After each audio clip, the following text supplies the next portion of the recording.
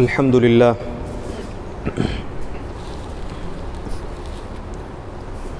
لله نحمده ونستعينه ونستغفره ونؤمن به ونتوكل عليه ونعوذ بالله من شرور أنفسنا ومن سيئات أعمالنا من يهده الله فلا مضل له ومن يضلله فلا هادي له ونشهد أن لا إله إلا الله وحده لا شريك له ونشهد أن سيدنا ومولانا محمدا عبده ورسوله أرسله بالحق بشيرا ونذيرا وداعيا إلى الله بإذنه وسراجا منيرا أما بعد فإن أصدق الحديث كتاب الله وخير الهدي هدي محمد صلى الله عليه وسلم وشر الأمور محدثاتها وكل محدثة بدعة وكل بدعة ضلالة وكل ضلالة في النار. أعوذ بالله من الشيطان الرجيم. بسم الله الرحمن الرحيم. يا أيها الذين آمنوا ادخلوا في السلم كافة ولا تتبعوا خطوات الشيطان إنه لكم عدو مبين. صدق الله العظيم. رب اشرح لي صدري ويسر لي أمري واحلل عقدة من لساني يفقهوا قولي. سبحانك لا علم لنا إلا ما علمتنا إنك أنت العليم الحكيم.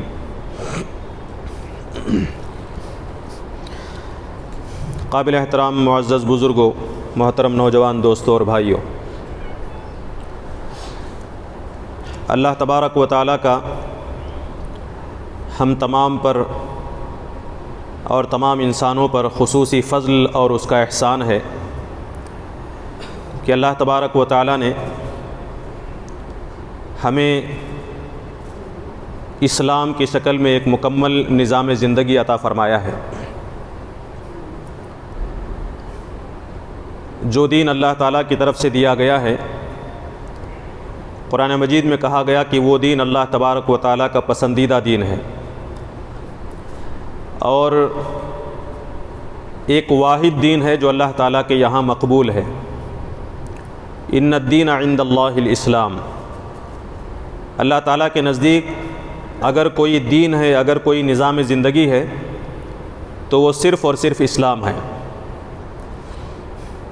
اور یہ فرمایا گیا کہ وَمَن يَبْتَغِي غَيْرَ الْإِسْلَامِ دِينًا فَلَن يُقْبَلَ مِنْهُ، اور جو شخص نظام زندگی کے طور پر، طرز زندگی کے طور پر اسلام کے علاوہ کسی دوسرے دین کو، کسی دوسرے نظام کو اختیار کرتا ہے تو فَلَن يُقْبَلَ مِنْهُ، وہ دین، وہ نظام اور وہ طریقہ اللہ تعالیٰ کے یہاں مقبول نہیں ہے، وہ مردود ہوگا۔ جو دین اللہ تعالیٰ کی طرف سے ہمیں ملا ہے، اس دین کی اللہ تبارک و تعالیٰ نے ایک خصوصیت یہ بتائی ہے، یہ بیان فرمائی ہے کہ ایک تو یہ کہ اللہ تعالیٰ کا پسندیدہ دین ہے، جسے اللہ تعالیٰ نے خود اپنی طرف سے بندوں کے لیے پسند کیا ہے۔ الیوم اکملت لکم دینکم واتممت علیکم نعمتی ورضیت لکم الاسلام دینا، میں نے تمہارے لیے دین کے طور پر اسلام کو پسند کیا، یعنی دین اسلام اللہ تعالیٰ کا پسندیدہ دین ہے۔ اور وہیں یہ بات بھی بیان کی گئی کہ یہ دین ایک مکمل نظام زندگی ہے۔ الیوم اکملت لکم دینکم، میں نے تمہارے لیے تمہارے دین کو مکمل کر دیا، یعنی زندگی گزارنے کے جو طریقے ہو سکتے ہیں وہ سارے طریقے میں نے تمہیں بتا دیے۔ نظام زندگی گزارنے کے لیے انسان جس شعبے کو بھی اختیار کرتا ہے، ان تمام شعبوں کے لیے ہم نے دین اور طریقہ بتا دیا۔ اکملت لکم دینکم، تمہارے لیے تمہارا دین مکمل کر دیا۔ تو دین اسلام کی یہ خصوصیت ہے کہ یہ اللہ تعالیٰ کا پسندیدہ دین بھی ہے اور ایک مکمل نظام زندگی بھی ہے۔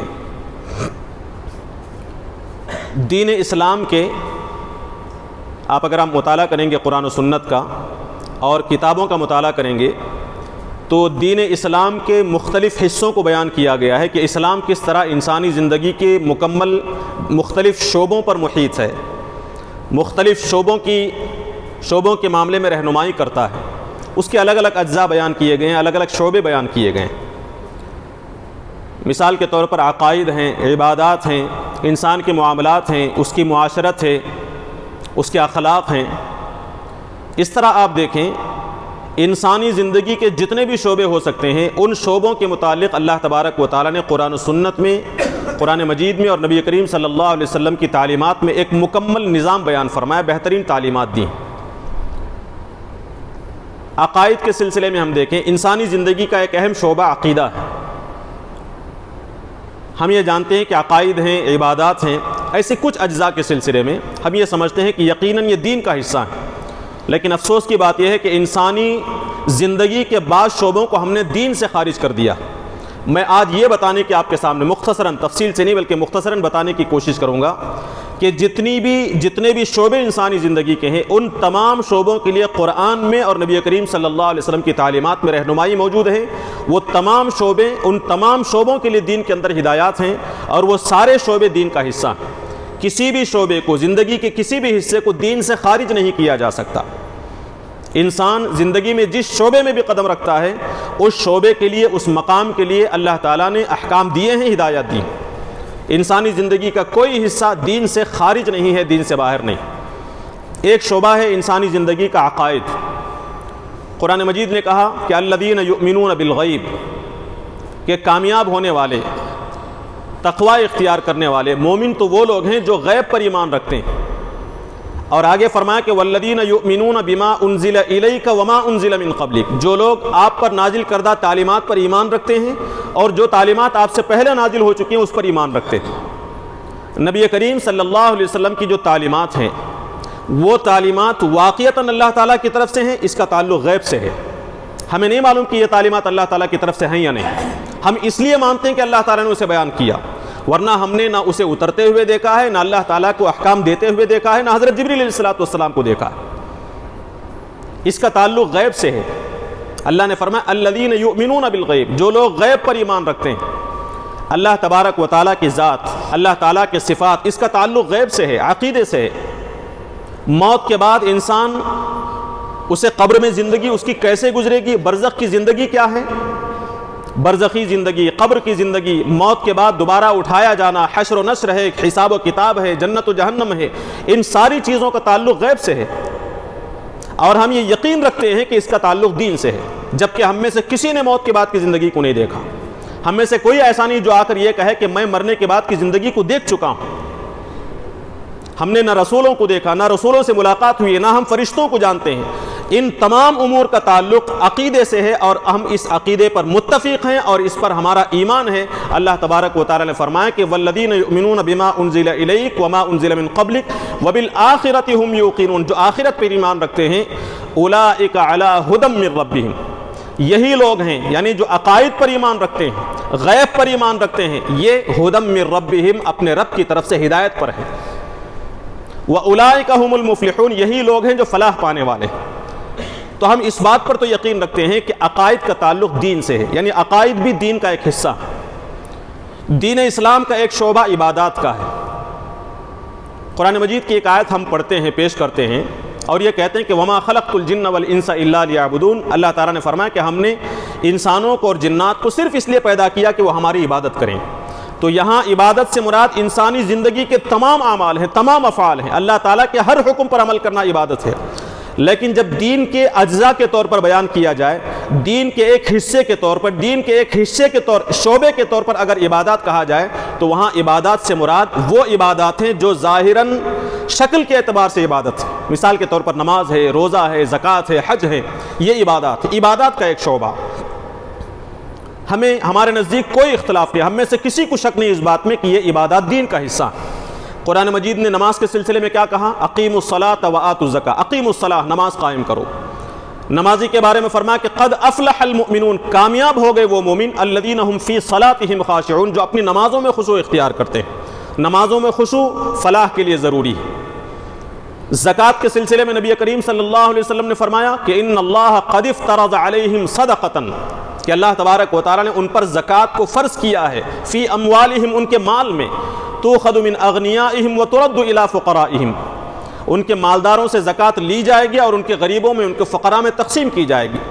اور اس زکوٰۃ کی تقسیم کا کہ مصارف اللہ تعالیٰ نے بیان فرمایا کہ انما الصدقات للفقراء والمساکین والعاملین علیہا، کہ زکوٰۃ فقیروں میں، مسکینوں میں، زکوٰۃ وصول کرنے والوں میں، زکوٰۃ کا نظم قائم کرنے والوں میں، اور تالیف قلب کے لیے، غلاموں کو آزاد کرنے کے لیے اللہ تعالیٰ کی راہ میں اس زکوٰۃ کو صرف کیا جائے گا۔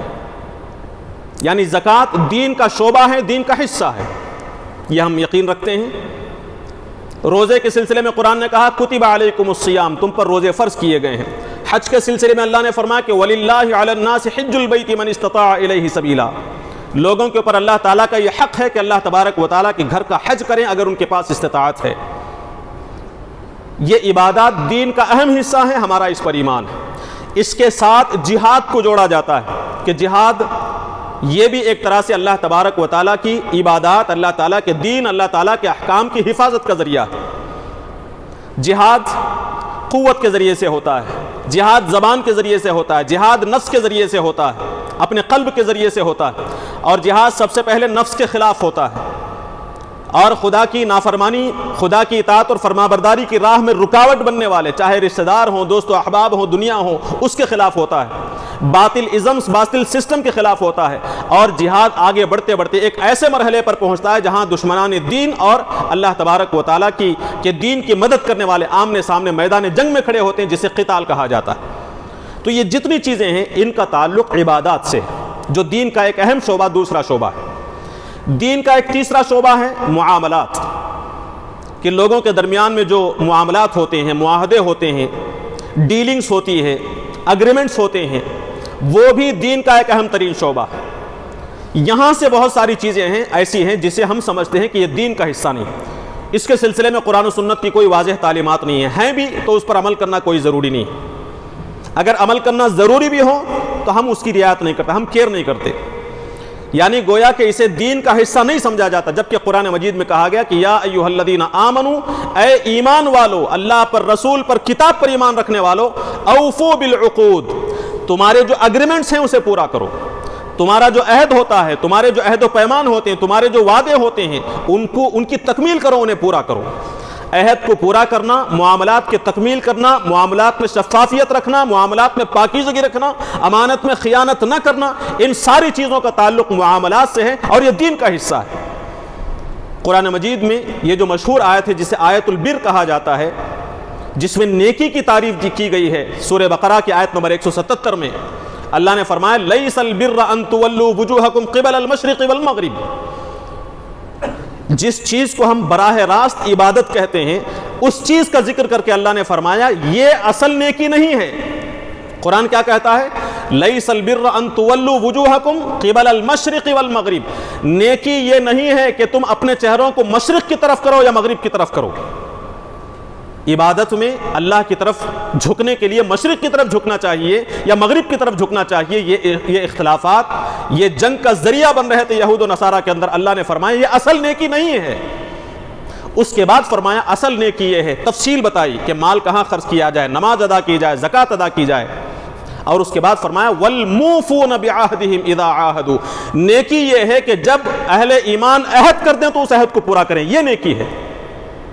عہد کو پورا کرنا دین کا حصہ ہے، قرآن مجید میں بیان کیا گیا وَالْمُوفُونَ بِعَهْدِهِمْ، کہ ہمارے جو اگریمنٹس ہو چکے ہوتے ہیں، ہمارے جو معاہدے ہوتے ہیں، ہمارا جو عقد ہوتا ہے، عہد و پیمان ہوتا ہے، اسے پورا کیا جائے، اور پورا کرنے والے جب عہد کرتے ہیں تو اسے پورا کرتے ہیں۔ فرمایا اولئک الذین صدقوا، یہی لوگ ہیں جو اپنے ایمان میں سچے ہیں، یعنی سچا ایمان ان لوگوں کا ہے۔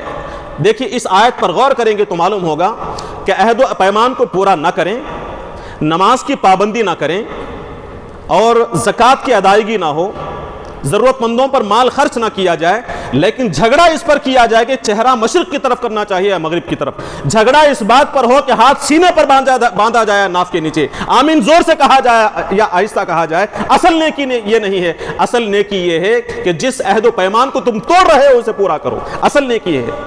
وَالْمُوفُونَ بِعَهْدِهِمْ، جزیات پر مضبوطی کے ساتھ جمے رہنا اور اصول کو نظر انداز کرنا، عہد کو توڑنا، امانتوں کی خلاف ورزی کرنا، یہ نیکی نہیں ہے۔ وَالْمُوفُونَ بِعَهْدِهِمْ إِذَا عَاهَدُوا، کہ جب اہل ایمان عہد کر دیں، وعدہ کر دیں، اگریمنٹ ہو جائے تو پھر چاہے کچھ بھی ہو، چاہے کچھ بھی نقصان ہو ہمارا، اس عہد کو پورا کرنے والے ہوتے ہیں۔ اولئک الذین صدقوا، یہی لوگ ہیں جو اپنے ایمان میں سچے ہیں۔ وَأُولَئِكَ هُمُ الْمُتَّقُونَ، اور یہی لوگ متقی ہیں۔ تقوی کا تعلق اگریمنٹ سے ہے، تقوی کا تعلق معاہدے کا پاس و لحاظ رکھنے سے ہے۔ تو معاملات کی جو بات کہی گئی ہے یہ معاملات دین کا حصہ ہیں، اس کی اہمیت قرآن و سنت کے اندر بعض اوقات حقیقی عبادات سے بڑھ کر ہو جاتی ہیں، ظاہری عبادات سے بڑھ کر ہو جاتی ہیں۔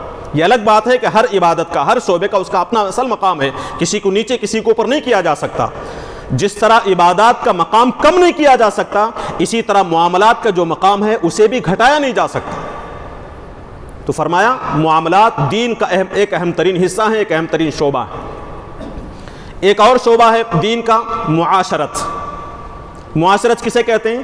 ہمارے آپسی تعلقات، انسانوں سے تعلقات۔ معاشرے کے اندر جتنے بھی انسان بستے ہیں ان سے ہمارے تعلقات کیسے ہوں، ان سے تعلقات کے نتیجے میں کیا ذمہ داریاں ہم پر عائد ہوتی ہیں، ان ذمہ داریوں کو ادا کرنا، ان فرائض کو پورا کرنا، ان کے جو حقوق ہم پر عائد ہوتے ہیں ان حقوق کو ادا کرنا۔ اس کی بنیاد یہ ہے کہ قرآن مجید یہ کہتا ہے کہ تمام انسان اصل میں ایک باپ کی اولاد ہیں، فرد واحد کی اولاد۔ یا ایھا الناس، اے لوگو، اتقوا ربکم، اپنے اس رب سے ڈرو، الذی خلقکم من نفس واحدہ، جس نے تم تمام انسانوں کو ایک جان سے پیدا کیا، وخلق منہا زوجہا، اسی سے اس کا جوڑا بنایا، اور وبث منہما، انہی دونوں سے، یعنی حضرت آدم اور حضرت حوا علیہ السلام سے، انہی دونوں سے، وبث منہما، پھیلا دیا اللہ تبارک و تعالیٰ نے، رجالا کثیرا ونساء، کثرت کے ساتھ مردوں کو بھی اور عورتوں کو بھی۔ چنانچہ اس دنیا کے اندر اب تک جتنے بھی انسان آئے ہیں، چاہے وہ اللہ کو ماننے والے ہوں یا نہ ماننے والے، مومن ہوں یا مشرک ہوں، وہ سب کے سب ایک آدم کی اولاد ہیں۔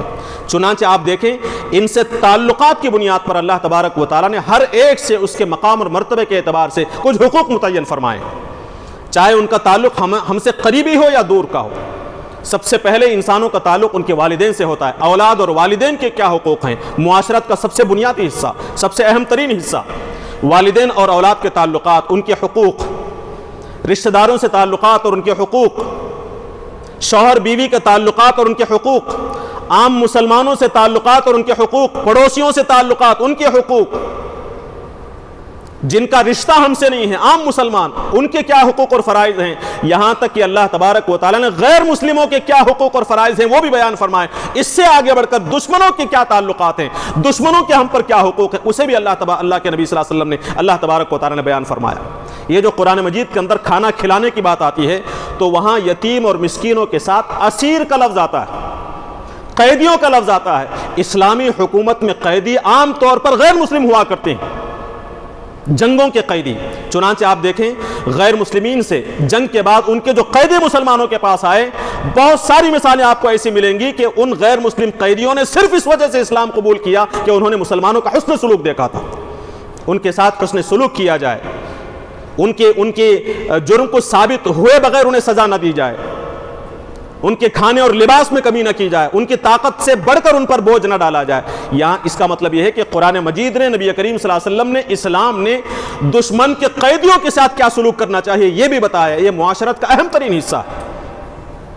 اس طرح اللہ تبارک و تعالیٰ، یعنی ہم جب حقوق العباد کہتے ہیں نا تو یہاں یہی مراد ہے، معاشرت سے اس کا تعلق ہے، حقوق العباد کا تعلق، کہ والدین کے، رشتہ داروں کے، دیگر لوگوں کے حقوق کیا ہوں۔ پڑوسیوں کے بارے میں اللہ کے نبی صلی اللہ علیہ وسلم نے فرمایا، آپ کا پڑوسی بھوکا ہے تو تمہارا ایمان معتبر نہیں ہے، تم کھا کر سو رہے ہو، پڑوسی بھوکا ہے، تمہاری وجہ سے تمہارے پڑوسی کو تکلیف ہو رہی ہے تو تم ہم میں سے نہیں ہو۔ ایک عورت کے بارے میں فرمایا کہ نمازیں پڑھتی ہے، خوب نوافل، کثرت کے ساتھ نوافل کا اہتمام کرتی ہے، لیکن اپنی زبان سے دوسروں کو تکلیف دیتی ہے، رسول اللہ صلی اللہ علیہ وسلم نے فرمایا وہ جہنمی ہے۔ صرف عورت کے بارے میں نہیں، مرد کا بھی یہی حال ہے، زبان سے، اپنے ہاتھ سے اگر دوسروں کو تکلیف دے تو پھر اس کا اسلام معتبر نہیں ہے۔ نبی کریم صلی اللہ علیہ وسلم نے مسلمان کے اور مومن کی تعریف ہی یہ بتائی، المسلم من سلم المسلمون من لسانہ و یدہ، مسلمان تو وہ ہے کہ جس کی زبان سے، جس کی ہاتھ سے دوسرے مسلمان محفوظ رہیں۔ ہم میں سے ہر فرد دوسروں کی طرف نہ دیکھیں، اپنا جائزہ لے کر دیکھیں کہ کیا میری زبان سے، میرے ہاتھ سے، میرے عمل سے دوسرے مسلمان محفوظ ہیں؟ اگر ہیں تو میں مسلم ہوں۔ والمؤمن من امنہ الناس علی دمائہم و اموالہم، مومن وہ ہے کہ لوگ اس کی طرف سے اپنے مال کے سلسلے میں اور اپنی جان کے سلسلے میں مطمئن ہوں، یعنی کسی بھی شخص کے اپنے بھائی اور اپنے رشتہ داروں کے سلسلے میں، دوسرے مسلمان کے سلسلے میں ہمیں اطمینان ہو کہ اس کی طرف سے میرے مال کو کوئی نقصان نہیں ہوگا، میری جان کو کوئی نقصان ہوگا، میرے خون کو کوئی نقصان نہیں ہوگا۔ اسی کا تعلق ہے سورہ حجرات کے اندر جو تفصیل بیان کی گئی کہ ایک دوسرے کا مذاق نہ اڑایا جائے. لا یسخر قوم من قوم, کوئی مرد کسی دوسرے مرد کا مذاق نہ اڑائے, کوئی عورت کسی دوسری عورت کا مذاق نہ اڑائے, ایک دوسرے کے اوپر طعن و تشنیع نہ کرو, ایک دوسرے کو برے القاب سے یاد نہ کرو, بدگمانی نہ کرو, تجسس اور جاسوسی نہ کرو, ایک دوسرے کی غیبت نہ کرو.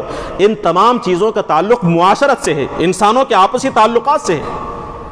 کیا اسے اب دین سے خارج کر دیا جائے گا؟ قرآن آیات اور احادیث یہ بتاتی ہیں کہ یہ جو معاشرت ہے دین کا اہم ترین حصہ, اہم ترین جز ہے. ایک اور شعبہ ہے دین کا معیشت, کہ انسان رزق کیسے حاصل کرے, انسان مال کیسے کمائے, زندگی کیسے گزارے. دنیا کے جو رزق حاصل کرنے کے جتنے ذرائع اللہ تعالیٰ نے پیدا کیے ہیں, انکم سورس جتنے بھی اللہ تعالیٰ نے پیدا کیے ہیں, اس میں تمام انسانوں کا برابر حق ہے. ہر شخص کو اپنی طاقت, اپنی استطاعت کے بقدر اس میں حصہ لینے کی اجازت اور آزادی اسلام نے دے رکھی. لیکن شرط اور قید یہ بتائی کہ مال حاصل کرنے میں, رزق حاصل کرنے میں کوئی ایسا ذریعہ اختیار نہ کیا جائے جس سے کسی دوسرے کا نقصان ہوتا ہو. کسی بھی طریقے کا کوئی ایسا ذریعہ اختیار کیا جائے جس سے کسی انسان کو نقصان ہوتا ہو, کسی ایک فرد کو یا کسی جماعت کو یا پھر پوری سوسائٹی کو اگر نقصان پہنچتا ہو تو اسے حرام قرار دیا. حلال اور حرام کے حدود اللہ تبارک و تعالی نے متعین فرمائے, اور یہ کہا کہ لا تأکلوا اموالکم بینکم بالباطل, اے ایمان والو, یا ایھا الذین آمنوا, اے ایمان والو, لا تأکلوا اموالکم بینکم بالباطل, تم اپنے مال کو باطل اور ناجائز اور غلط طریقے سے نہ کھاؤ, حلال طریقہ اختیار کرو. اور حلال طریقہ اختیار کرنا دین کا حصہ ہے یا نہیں, یہ سوچنا تو دور کی بات. نبی کریم صلی اللہ علیہ وسلم نے فرمایا فرض ہے یہ.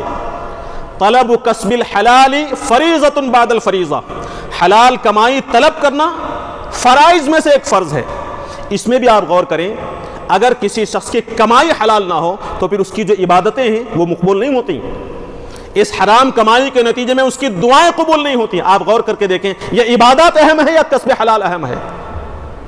میں عبادات کا مقام نہیں گھٹا رہا ہوں, میں آپ کو غور و فکر کی دعوت دیتا ہوں کہ نبی کریم صلی اللہ علیہ وسلم جب یہ فرماتے ہیں کہ ایک شخص بہت دور سے آتا ہے, کعبۃ اللہ کے پاس پہنچتا ہے, بہت پریشان حالت میں ہے, اس کا جسم گرد و غبار میں اٹا ہوا ہے, بال بکھرے ہوئے ہیں, پریشان ہو کر اللہ تعالیٰ کے سامنے آ کر گڑ گڑاتا ہے, اے اللہ میری یہ مراد پوری فرما, اے اللہ میری یہ ضرورتیں پوری فرما, میں مجبور ہوں, میں پریشان ہوں, میری یہ حاجتیں ہیں پوری فرما. نبی کریم صلی اللہ علیہ وسلم نے فرمایا کیفیت اس کی یہ ہے کہ اس کا کھانا حرام کا ہے, اس کا پینا حرام کا ہے, اس کا لباس حرام کا ہے, اس کی دعا کہاں قبول ہوگی؟ گیا ہے حج کو, گیا ہے عمرے کو, لیکن حرام کمائی ہے. نبی کریم صلی اللہ علیہ وسلم نے فرمایا کہ اس کی عبادت, اس کا حج, اس کا عمرہ قبول نہیں ہو سکتا. یہ اشارہ ہے اس بات کی طرف کہ ہم معیشت کو دین اسلام سے خارج نہیں سمجھیں گے. دین اسلام کا حصہ ہے اور اہم ترین حصہ ہے معیشت.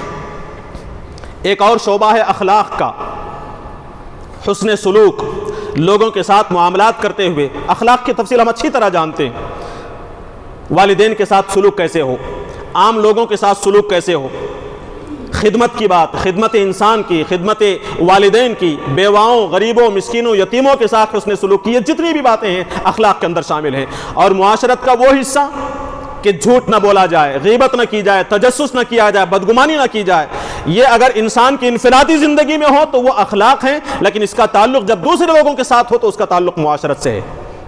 یہ اخلاق نبی کریم صلی اللہ علیہ وسلم نے اسے ایمان کا جز قرار دیا, بلکہ ایمان کی تکمیل کا ذریعہ قرار دیا. رسول اللہ صلی اللہ علیہ وسلم نے فرمایا اکمل المؤمنین ایمانا, تمام مومنوں میں ایمان سب سے زیادہ کامل اس شخص کا ہوتا ہے احسنہم اخلاقا, جس کے اخلاق سب سے اچھے ہوتے ہیں. جس کے اخلاق اچھے ہوں, جتنا اچھا اخلاق ہوگا اتنا مکمل اس کا ایمان ہوگا. نبی کریم صلی اللہ علیہ وسلم کی جو سب سے نمایاں خصوصیت قرآن مجید میں بیان کی گئی وہ آپ کے اخلاق سے, انک لعلی خلق عظیم, آپ اخلاق کے عظیم مرتبے پر فائز ہیں. انہیں نمونہ قرار دیا جائے اور ہمارے اخلاق کو کوئی مقام نہ دیا جائے, ایسا نہیں ہو سکتا. فرمایا کہ وہ اخلاق نبی کریم صلی اللہ علیہ وسلم کے اخلاق اختیار کریں. قولوا للناس حسنا, لوگوں کے ساتھ حسن سلوک سے پیش آؤ. قولوا قولا سدیدا, سچی اور سیدھی درست بات کہو, جھوٹ نہ بولو. اور قیامت کے دن سب سے زیادہ وزنی انسان کے اعمال نامے میں, ترازو میں سب سے زیادہ وزنی اگر کوئی چیز ہوتی ہے تو وہ حسن اخلاق ہیں. یہ بھی بتاتی ہیں یہ آیات اور احادیث کہ اخلاق دین کا شعبہ ہے, دین کا حصہ ہیں. عقائد, عبادات, معاملات, معاشرت, معیشت, اخلاق. ایک اور سب سے اہم چیز ہے جسے ہم دین کا حصہ ماننے کے لیے تیار نہیں. ابھی تک ایک بڑا طبقہ مسلمانوں کا ایسا ہے جو اس شعبے کو دین کا حصہ ماننے کے لیے تیار نہیں، وہ ہے سیاست۔ سیاست دین کا حصہ نہیں ہے۔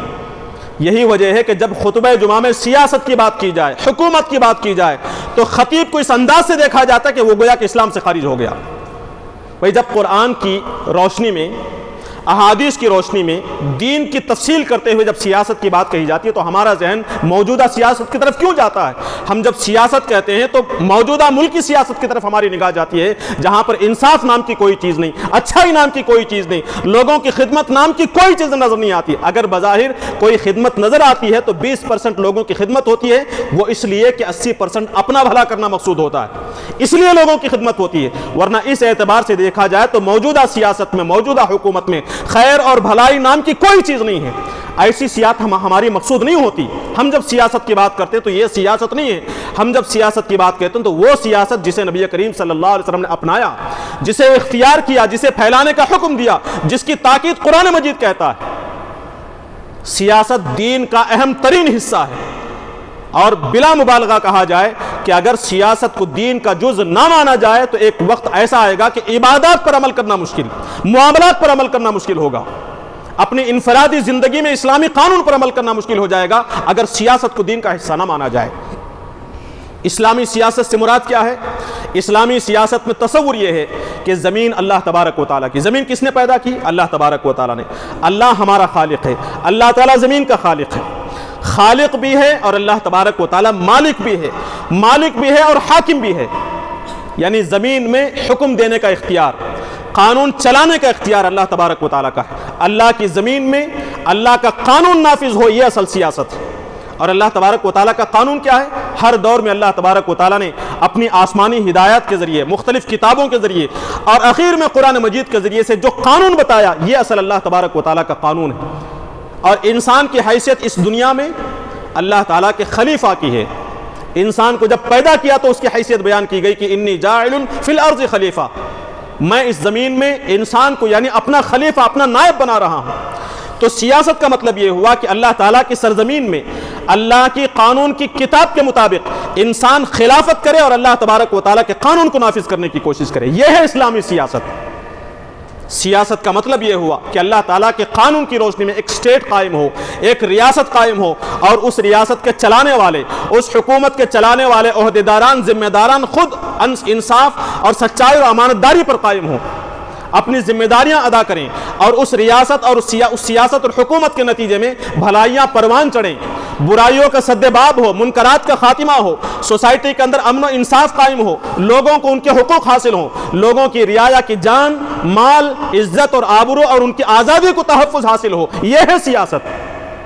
نبی کریم صلی اللہ علیہ وسلم نے جب ریاست قائم کی، جب آپ صلی اللہ علیہ وسلم نے ریاست کی، سیاست کی بات کی، اور اس کے نتیجے میں خلفائے راشدین نے جو حکومت قائم کی، وہ ہے اسلامی سیاست، وہ اصل مطلوب ہے۔